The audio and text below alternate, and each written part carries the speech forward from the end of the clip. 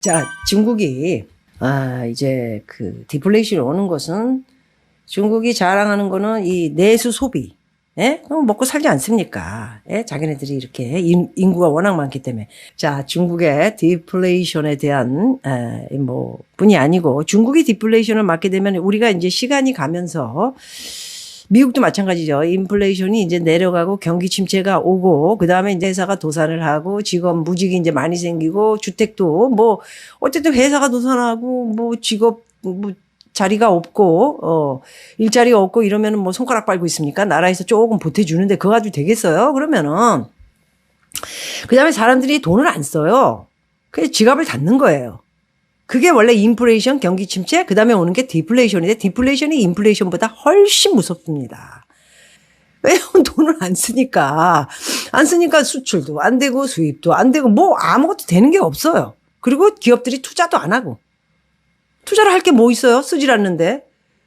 그리고 만들어봤자? 만들어놓으면 뭐예요? 재고가 내가 아까 그랬죠? 재고가 50조라는데 아마 100조도 더 될 겁니다. 말씀드린 게. 그런 케이스인 거예요. 자꾸 나라하고 신문에서는 이렇게 갑시다. 그래서 신문 돌리고 뭐 식사 좀 대접하고 그래서 국장급들 뭐 이사급들이 가가지고 기사 좀 좋게 써주세요. 뭐 할 수 있지만은 실질적으로 돌아가는 건 그게 아니거든요. 예? 그래서 이제 이 중국의 디플레이션에 대한 게 뭐가 문제인가 우리가 요거부터 지금 봐야 됩니다. 세계가 인플레이션과 씨름을 이제 지금 전체 하고 있습니다. 그런데 중국은 그 반대다. 오히려 물가가 떨어졌고요. 하루가 다르게 높아가는 물가에 고통받는 시민들에게 반가운 일이 아닐까. 그런데 세계는 중국의 디플레이션의 공포를 느끼고 있다. 이런 내용입니다. 중국 정부는 지난해 말 리오프닝을 하며 많은 사람들이 리오프닝 하면 문을 활짝 열어 제끼면 이제 전 세계 모든 뭐 이제 시작된다. 수출 이제 많이 할 수 있고 사람들이 돈을 쓰고 와 핸드폰 팔고 테레비 팔고 냉장고 팔고 뭐 이거 팔고 자동차 팔고 와 박수 쳤죠. 그런데 리오프닝을 하니까 어떻게 됐죠? 사람들이 보상 소비에 나설 것이라고 예측을 했는데 중국에서 소비가 경제 성장률에 기여하는 비율은 77.2%입니다. 중국 경제 회복의 핵심 동력이기도 하죠. 예? 예상은 빗나갔다. 오히려 중국인들은 지갑을 닫았다. 기대했던 것만큼 소비가 회복하지 못했으며 기업들은 팔리지 않는 물건을 처리도 못하고 그냥 창고에다 갖다 냈다. 이거 어떻게 될래? 이거 어떻게, 이 쓰레기통, 이거 어떻게 돼? 쓰레기 정리하는 것도 돈이 많이 듭니다. 시화성, 바와자 도시야, 주쇼, 바우대당, 시사와와 시도당, 까까 보수. 이 얘기를 하는 겁니다.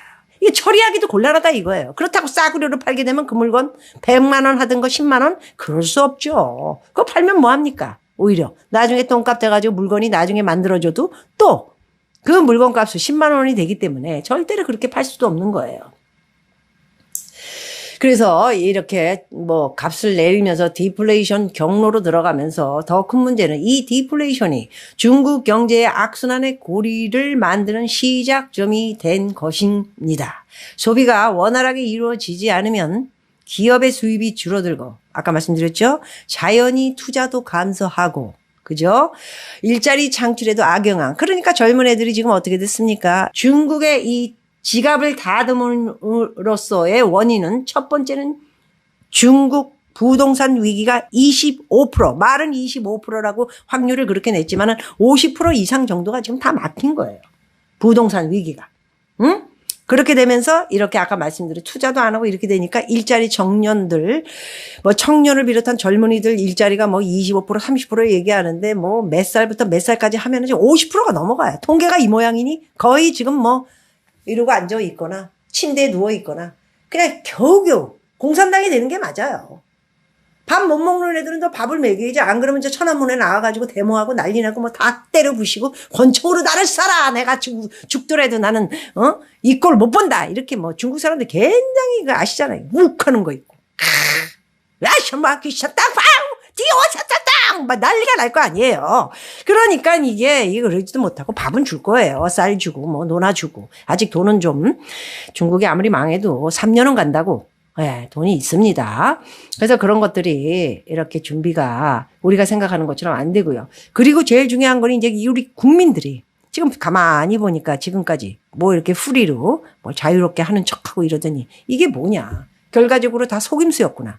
예? 부동산도 지금 사놓은 사람들 다 떨어지고 폭락하고 빚만 남았잖아요. 빚이 어마어마하게 많은 거예요. 우리나라처럼. 제가 얘기하는 거는 지금 우리나라도 함께 얘기하는 거라고 생각하시면 됩니다. 예? 그럼 중국 국민들이 어떻게 됩니까? 정부의 말을 안 듣죠. 신뢰를 하지 않고 박미 말을 듣죠.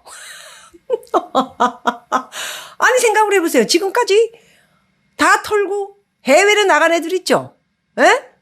걔네들이 다 성공했잖아요. 근데 중국 애들은 계속 부동산을 빚을 내가지고 지금 우리나라처럼 또 돈 빌려주고 또 빌려주고 그리고 지방에 또 뭐 짓는다 해가지고 그거 뭐 5억인데 4억 빌려주고 니네들이 20%만 있으면 또 사놓으면 10억이 된다. 이게 계속 이어지는 줄 알고 또 사고 또 사고. 예? 이렇게 된 거예요.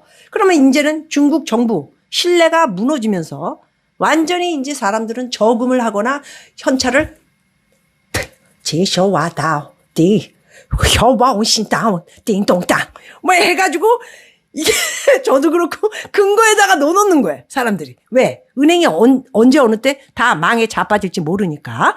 그래서 이게 다 현금을 보유하고 다 넣어놓고 그러면서 몰래 뒷구녕으로 달러를 사가지고 예, 지들은 달러를 이제 뭐 국채도 안 사주고 뭐 어쩌고 저쩌고 뭐 핑시숑하자 뭐 시진핑이 뭐 시건방을 떠는데 뭐 그렇게 해봤자 소용없어요. 왜? 국민들이 다 달러를 가지고 있어요. 지네 위안화는 다 갖다 버리고 그만큼 달라요. 아시잖아요. 중국 애들은 근데 하나 좋은 건 있어요. 어디다 갖다 놔도 먹고 살아요. 제가 국립공원 다니면서 한국 식당은 못 봤는데 중국 식당은 많더라고요. 그럼 뭡니까? 어디에 갖다가 놔도 사막에 갖다 놔도 식당을 해서 먹고 사는 거예요. 음식이 맛있어요. 제가 중국 사람들 정말 너무 엉망이고 그래가지고 내가 그런 거 예의 없고 뭐 그릇 같은 거 그냥 빵빵 갖다 놓고 뭐 질문하면은 저것 좀 해서 What?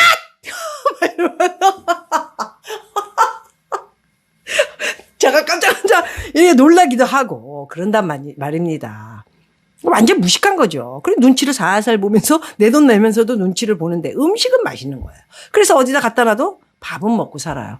진짜 제가 안 간 데가 없잖아요. 허허 멀판인데 중국 식당은 다 문을 열었는데 먹고 살고 애들이 막 그냥 뭐 차 막 트럭 같은 거 몰고 와가지고 예, 그 값이 싸잖아요.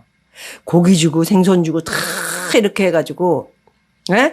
밥 프라이드 라이스 앤 뭐 그린 그 샐러드 같은 거에다가 그다음 빕 베이징 빕 뭐 이렇게 예 제가 좋아하는 거 치킨 뭐 이렇게 하면 탁 푸짐하게 줘가지고 지방 같은 데는 지금 좀 올랐겠죠. 그때 당시 말해도 5불 99, 6불 99 뭐 지금은 뭐 지방도 뭐 8불 99 그래봤자 8불 99 거예요. 제가 얘기하는 국립공원 밑에 이런 데 얘기하는 거예요. 시골이죠. 완전 시골. 관광객밖에 없는 데예요. 원래 경쟁자가 없는 데에서 비즈니스를 해야 이익도 많이 남기고 아시죠? 돈도 많이 번다는 것은 철칙입니다. 예? 경쟁자가 많으면 수익도 많지 않고요. 일하기가 되게 힘들어요. 1등이 가장 1등. 예를 들어 삼성이 핸드폰으로 1등이지 않습니까? 애플하고 1, 2등. 그렇기 때문에 성공을 한 거예요. 예? 잘 되는데 경쟁자가 많은 데서는 1등을 해야 돈을 많이 버는 거예요. 그렇지 않은 애는 그렇게 뭐 시골 쪽이라도 먹고 사는 거예요. 왜? 경쟁자가 없으니까 중국집이라고 오직 하나니까 그 옐로스톤 있는데 뭐 그런 데는 가보니까는 그냥 뭐 중국집도 되게 돈을 많이 받더라고요. 제가 아까 8불 99 이런 데는 조금 동떨어진 데고 좀 중심에 있는 거기 좀 타운이 형성되어 있는 데는 어이씨 24불 99 막 이렇게 받고 소리 지르고 막 그래요. 워낙 관광객이 많으니까. 떼돈을 버는 거야, 떼돈을 버는 거지. 그래가지고 중국애가 한 명 이제 슬쩍 더 들어오면은 이제 경쟁자가 되면서 괜히 서로 이제 시샤와시 아우씨 따부따부대 뭐 이렇게 하면서 이제 둘이 치고받고 싸울 수도 있고 총도 쏴요. 베트남 중국 애들은 그런 비즈니스 돈 버는 걸로 아주 욕심이 많죠. 위험한 사람들이에요, 사실. 좋은 사람들도 있지만. 그래서 이렇게 여러 가지 그 소비가 원활하게 이루어지지 않으면 기업이 이제 수익이 줄어들고 그리고 자연히 투자도 감소되며 일자리 창출에도 악영향, 버는 돈이 줄면 사람들은 허리띠를 졸라매게 돼 있죠. 돈이 없는데 무슨 돈을 씁니까? 그래서 또다시 기업들이 이게 악영향을 또 주고 활력이 떨어진 시장에 외국인들의 투자 매력이 떨어진 것도 그래서 기업들이 다 빠져나갔어요.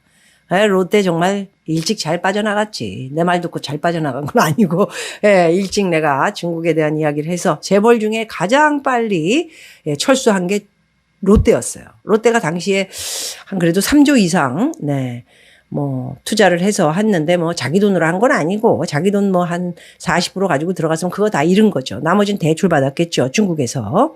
뻔하지 않습니까? 그래서 그걸 다 철수하고 버리고 안 주니까 중국 애들은 지 멋대로잖아요. 돈 안 줍니다. 물건 안 줘요. 그래서 다 버리고 나왔어요. 그래서 40%만 잃은 것도 다행이죠. 지금 삼성이나 뭐 SK는 아직도 헛소리 하는 놈들 얘기 듣고 아직도 덜 빠져나와가지고 나중에 큰 문제가 될 확률이 높다라는 그런 얘기를 할 수밖에 없습니다. 그래서 디플레이션은 비채 비율이 또 높은 중국 경제에 특히 치명타가 될 수 있다. 부채가 우리나라 그리고 중국, 일본 되게 높죠.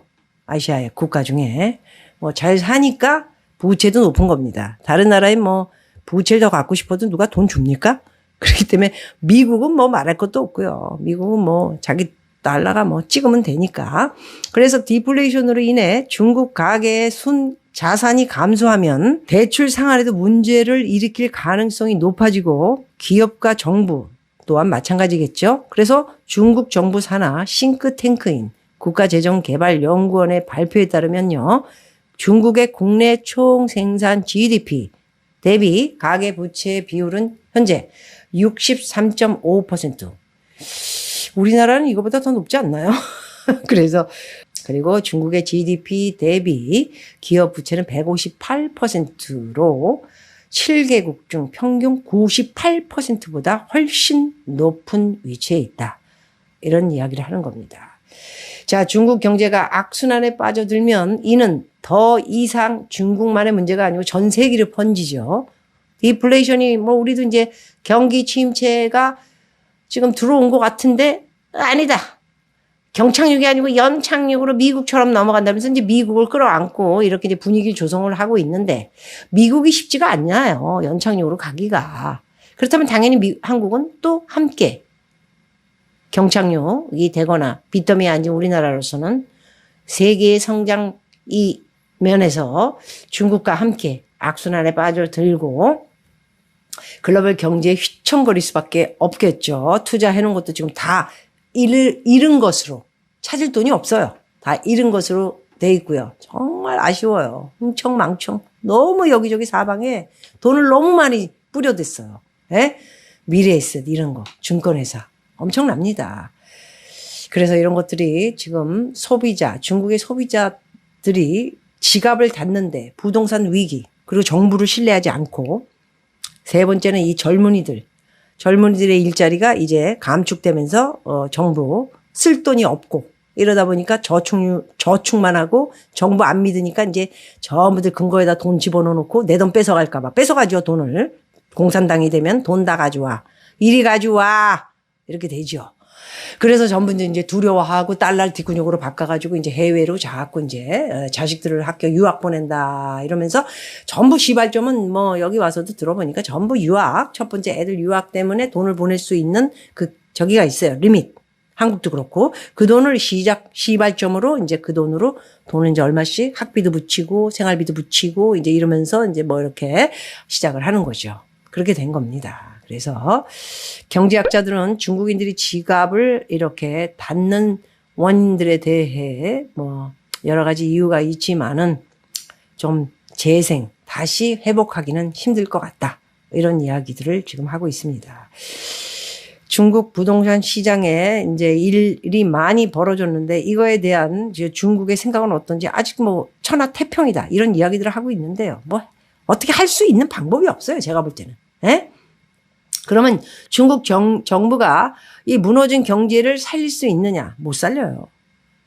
한 번도 겪어보지 못한 일들이 지금 벌어지고 있기 때문에 여러분들 중국이 뭐 경제 문제나 뭐 이런 금리 문제나 뭐 이런 걸로 해서 못 살았지만 옛날에 못 살았죠. 미국이 이제 뭐 이렇게 여러 가지 허가를 해주면서 그러면서 이게 좀 이렇게 뚫리고 열리고 귀가 뚫리고 눈이 뚫리고 이러면서 수출을 막 이렇게 하고 이러면서 이제 중국이 일어난 거 아닙니까? 옛날에는 솔직히 뭐 월급이 50불이었잖아요. 50불, 25불인가? 그랬던 나라가 미국 때문에 이렇게 또 당시에 미국 그때 레이건 아니고 누구더라? 예, 그때 이렇게 하면서 수출하고 이러면서 문이 열린 거예요. 그러면서 귀가 뚫리고 눈이 뚫리게 됐죠. 그래서 이제 이렇게 지네들이 잘 사는 줄 알고 착각을 하면서 뭐 미국을 무찔러 보겠다 이러고 기축통화국이다. 뭐 여기까지 가다가 이제 모든 것이 내려앉는 그런 모습을 볼 수 있을 것 같습니다. 그래서 중국 정부가 무너진 경제 살릴 수 없을 것으로 좀 보고요. 희망적으로 보는 사람도 있습니다. 예, 왜냐하면은 시장 반응은 회의적이다. 현금성 지원과 같이 직접적인 소비 진작 정책 대신에 정부가 택한 우회적인 방식, 성장 동력이 꺾인 중국 경제를 되살리는데 역부족이라는 판단이 있는 사람에 비교해 또 중국 경제에 더 큰 영향을 미치기 위해서는 부동산, 인프라 대상의 대규모 부양책이 필요하다. 뭐 이런 거 뭐 부양책 세우면은 좀 나아질 것이다. 뭐 이런 생각을 갖고 있을 수는 있지만 저는 그렇게 보지 않습니다. 왜? 지금까지 다 거짓으로. 지방 뭐 중국 가신 분들은 보셨는지 모르지만 저는 뭐 기사를 보다 보니까 사진이나 영상을 보게 되죠. 전부 텅텅 비고 가짜로 뼈다귀만 이렇게 올리려고 그러고 사람들은 모집을 해가지고 뭐 이런 거 세미나 같은 거 하지 않습니까? 그런 세미나가 뭐 사쿠라 세미나죠. 여기 뭐 미국처럼 정당하고 거짓이 없는 게 아니고 거기는 전부 거짓말로 뭐 전부 이렇게 뭐 사면은 10억 번다, 20억 번다 이런 얘기만 하니까 단순하잖아요.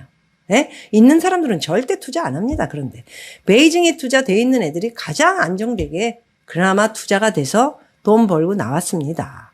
그런데 그렇지 않은 다른 곳은 지금 거의 다 거지가 됐다고 보시면 돼요. 지금 이런 상태에서 뭐 3, 4억 집어넣은 사람들 다 버리고 나와야지 뭐 어떡합니까 지금. 이자를 어떻게 넣어요. 엉망진창이에요 지금. 엉망진창. 응? 10억이면 7억 8억 대출 주니까 좋다고 사고 2억 넣은 사람은 2억 버리고 그냥 끝이에요. 그래서 미국처럼 네, 신용에 대한 어떤 그런 것도 근거도 보지도 않고 빚 준 그런 사람들 이제 금융위기 리먼 브라더스 사태가 오는데 올 것이냐 안 올 것이냐 언제 올 것이냐 뭐 이런 얘기들을 하고 있는데 어찌됐든 조금 지켜보도록 하겠습니다.